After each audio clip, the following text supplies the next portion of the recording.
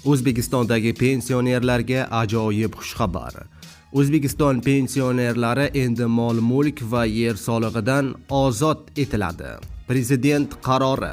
Siz bu yangilik haqida eshitdingizmi? Assalomu alaykum, hurmatli tomoshabinlar. O'zbekiston va jahonda sodir bo'layotgan eng so'nggi va dolzarb xabarlarni o'tkazib yubormaslik uchun hoziroq like tugmachasini bosib qo'yishni unutmang.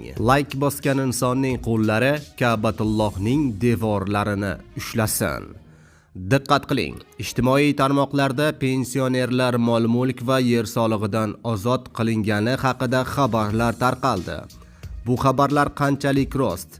To'g'ri, mol-mulk solig'idan pensionerlar 60 kvadrat metr maydoni doirasida mol-mulkdan ozod qilinadi.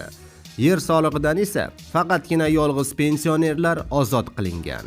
Soliq kodeksining izohiga ko'ra, Soliq kodeksining 421-moddasiga muvofiq jismoniy shaxslardan olinadigan mol-mulk solig'i bo'yicha imtiyoz barcha pensionerlarga taqdim etiladi.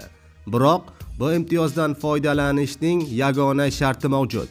Pensionerning mol-mulki bo'lgan turar joyi obyekti uchun limit faqat 60 kvadrat metr maydoni doirasida amal qiladi. Yer solig'i bo'yicha esa Soliq kodeksining 436-moddasiga asosan imtiyoz faqat yolg'iz pensionerlarga beriladi. Yolg'iz pensionerlar kimlar? Qonunchilikka ko'ra yolg'iz pensionerlar bu yolg'iz yoki o'zi voyaga yetmagan yoxud nogironligi bo'lgan bolalari bilan birga alohida uyda yashaydigan pensionerlardir. Soliq imtiyozlariga ega bo'lgan shaxslar soliq imtiyozlarini olish huquqini tasdiqlovchi hujjat soliq obyektlariga joylashgan yerlardagi soliq organlariga mustaqil ravishda taqdim etishi kerak. Imtiyoz qo'llanilishi uchun pensioner quyidagi hujjatlarni taqdim etishi lozim. Pensioner guvohnomasi yoki pensiya jamg'armasi bergan ma'lumotnoma, mahalla fuqarolar yig'ini tomonidan berilgan ma'lumotnoma.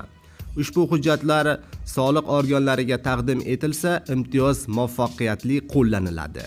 Yaqinda ijtimoiy tarmoqlarda yer va mol-mulk solig'idan qarzi borlar elektr energiyasiga to'lovni amalga oshirilmasligi haqida xabarlar tarqaldi.